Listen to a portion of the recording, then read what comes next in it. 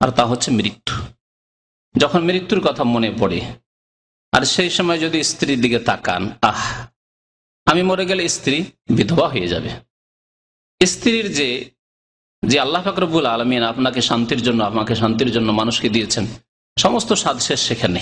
এই মতের কথা স্মরণ হলে এক্ষুনি যদি মত চলে আসে, সে একা হয়ে যাবে।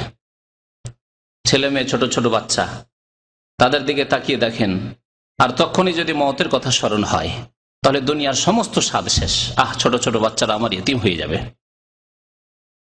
বাবা মায়ের দিকে তাকিয়ে দেখেন, তাদের কথা স্মরণ করেন, তারা বৃদ্ধ, তাদের দেখাশোনার একমাত্র আপনি, তাদের ব্যয় বহন খরচ, সে দায়িত্ব নেওয়ার একমাত্র মালিক আপনি, এখন খরচ চালাচ্ছেন। সেই সময় যদি হঠাৎ করে মতের কথা স্মরণ হয়, হায় যদি আমি মরে যাই, আমার বাবা মায়ের কি হবে? আল্লাহ ভালো জানে। তাদের দেখাশোনা কে করবে? আল্লাহ তার ব্যবস্থাকারী।